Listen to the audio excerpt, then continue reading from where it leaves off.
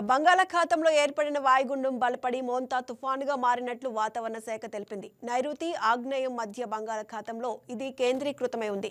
తుఫాను పశ్చిమ వాయవ్య దిశగా కదులుతోంది. గడిచిన 6 గంటల్లో గంటకు 16 కిలోమీటర్ల వేగంతో కదిలిందని, మంగళవారం ఉదయానికి తీవ్ర తుఫానుగా మారే అవకాశం ఉందని వాతావరణ శాఖ అధికారులు తెలిపారు.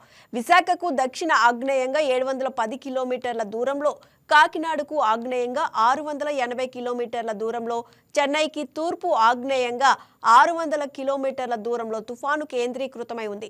తీరం వెంట 50 నుంచి 70 కిలోమీటర్ల వేగంతో ఈదురుగాలులు వీచే అవకాశం ఉంది.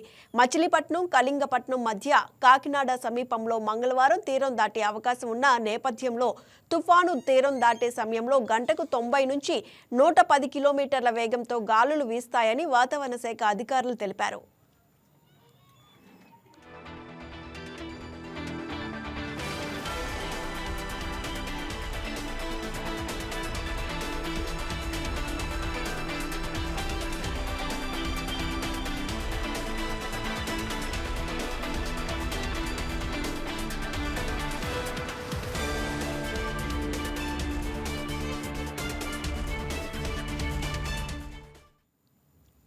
మోంతా తుఫాన్ కోస్తా జిల్లాలపై తీవ్ర ప్రభావం చూపుతుందని అధికారులు హెచ్చరికలు జారీ చేశారు.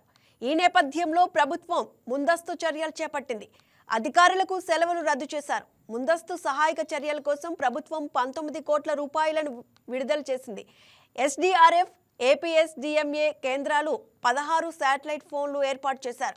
57 తీర ప్రాంత మండలాల పరిధిలో 219 తుఫాను షెల్టర్లు ఏర్పాటు చేశారు. సముద్రంలోని 62 మెకనైజ్డ్ బోట్లను ఒడ్డుకు రప్పిస్తున్నారు. సముద్ర తీరాల్లో పర్యాటకుల రాకపోకలపై నిషేధం విధించారు.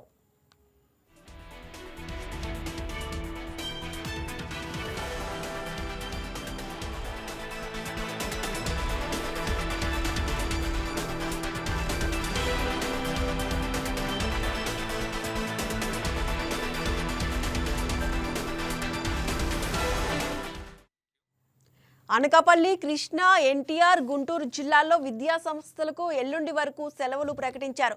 పశ్చిమ గోదావరి, ఏలూరు, బాపట్ల, కడపలో విద్యా సంస్థలకు రేపటి వరకు సెలవులు ప్రకటించారు. నెల్లూరు జిల్లాలోని విద్యా సంస్థలకు కలెక్టర్ హిమాంశు శుక్లా నేడు సెలవు ప్రకటించారు. తుఫాను దృష్ట్యా జిల్లాల్లో విపత్తు బృందాలు మోహరించాయి. సహాయక చర్యల కోసం 9 ఎస్డీఆర్ఎఫ్, 7 ఎన్డీఆర్ఎఫ్ బృందాలు అందుబాటులో ఉంచారు.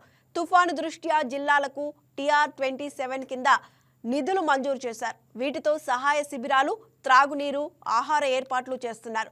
విజయనగరం జిల్లాలోని ముక్కాం తీర ప్రాంత గ్రామంలో జిల్లా collector Ram Sundar Reddy, SP AR Damodar పర్యటించారు.